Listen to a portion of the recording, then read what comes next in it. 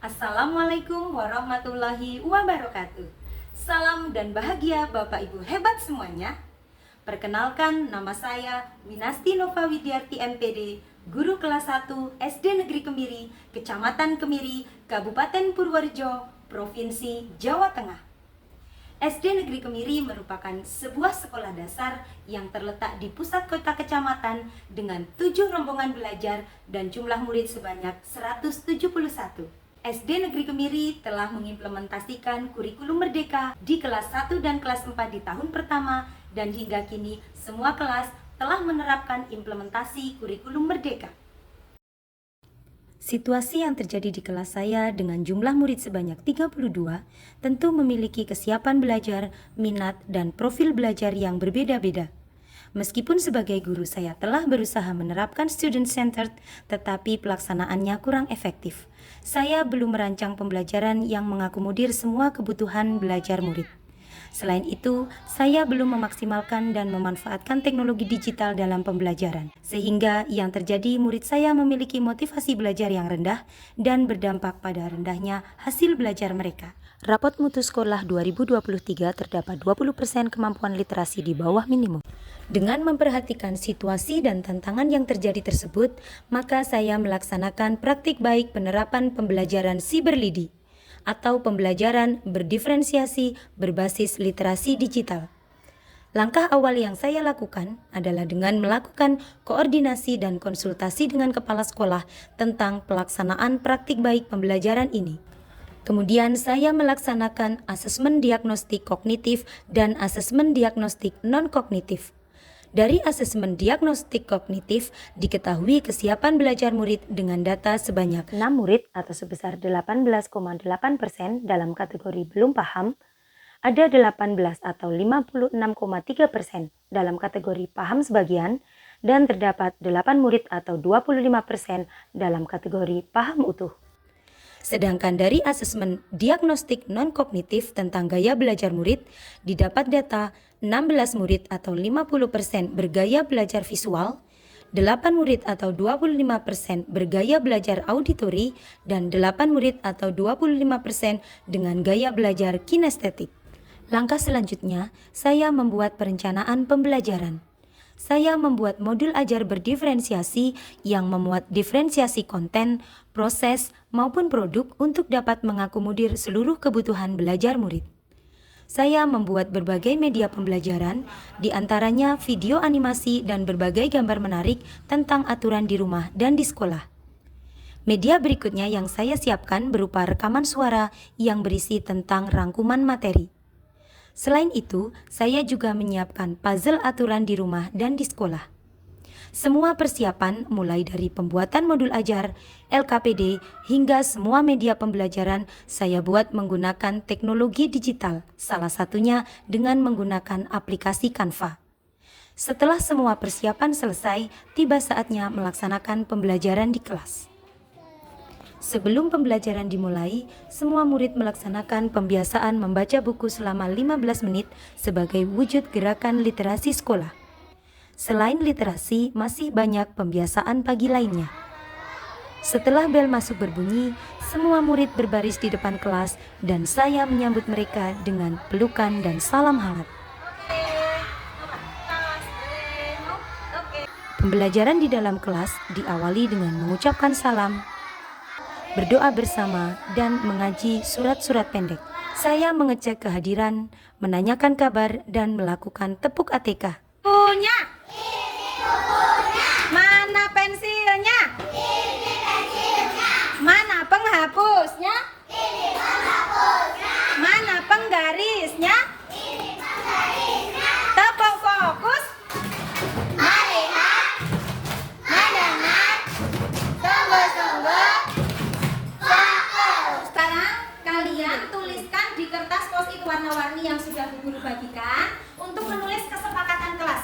Saya mengajak siswa untuk memperbarui kesepakatan kelas dengan memperhatikan suara murid, di mana mereka menuliskan kelas yang seperti apa pada sebuah kertas post-it dan menempelkannya di papan tulis untuk kemudian disimpulkan bersama. Setelah kesepakatan kelas tersusun, saya menyampaikan tujuan pembelajaran.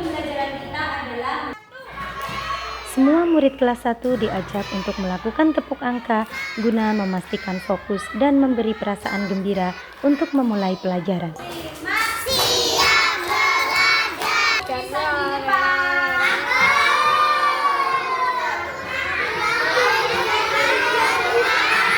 Dalam praktik baik ini, saya menerapkan strategi pembelajaran berdiferensiasi. Saya menerapkan diferensiasi proses yang terbagi menjadi dua. Diferensiasi proses yang pertama, dalam kelompok besar atau secara klasikal, saya memutarkan video animasi untuk mengenalkan aturan di rumah dan di sekolah. Setelah mengamati tayangan video, saya dan murid melakukan tanya jawab. Kemudian, saya menampilkan berbagai gambar aturan di rumah dan di sekolah. Peran saya membimbing murid untuk bercerita tentang perbedaan aturan di rumah dan di sekolah sesuai dengan kerja kelompok atau tugas kelompok. Sebagai diferensiasi proses berikutnya, kelas dibagi menjadi beberapa kelompok kecil sesuai dengan kesiapan belajarnya. Setiap kelompok dibagikan LKPD untuk didiskusikan bersama. Untuk mengerjakan LKPD, murid diberi kebebasan untuk memilih sumber belajar sesuai keinginan mereka. Untuk murid dengan gaya visual, terdapat video animasi dan berbagai gambar menarik tentang aturan di rumah dan di sekolah. Untuk murid dengan gaya auditori, terdapat rekaman podcast yang berisi rangkuman materi.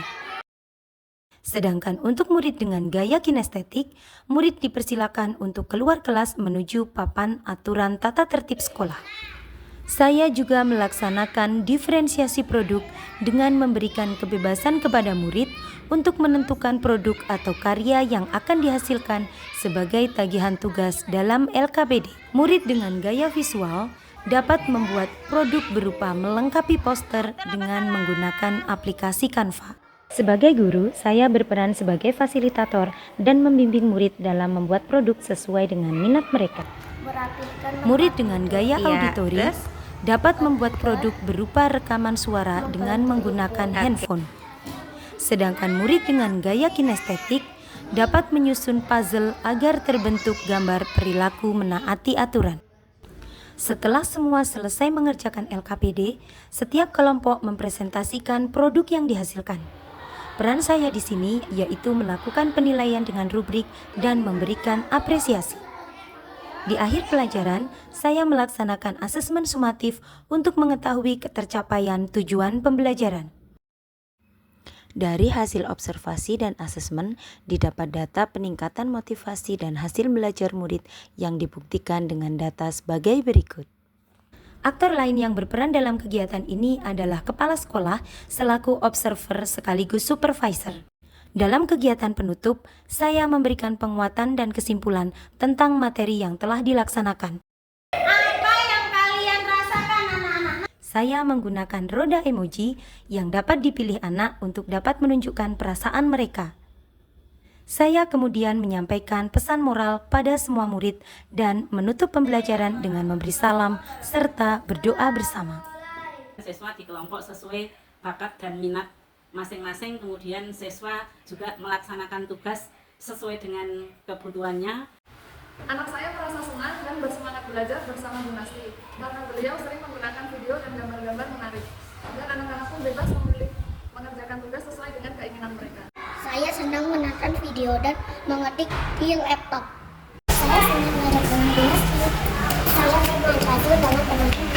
Penerapan pembelajaran Siberlidi ini telah saya diseminasikan pada kegiatan berbagi praktik baik pada Kombel Sekolah Riang dan Bersinar dan Kombel Gugos Ki Hajar Dewantoro. Saya terinspirasi untuk melakukan pembelajaran berdiferensiasi untuk mengakomodir kebutuhan peserta didik yang berbeda. Demikian tadi praktik baik pembelajaran berdiferensiasi berbasis literasi digital atau Siberlidi yang telah saya laksanakan di kelas 1 SD Negeri Kemiri, Kecamatan Kemiri, Kabupaten Purworejo, Provinsi Jawa Tengah. Semoga praktik baik ini dapat menginspirasi teman-teman semuanya untuk selalu meningkatkan kualitas pembelajaran di kelas kita. Dari saya Winasti Nova Widiarti, salam dan bahagia. Wassalamualaikum warahmatullahi wabarakatuh.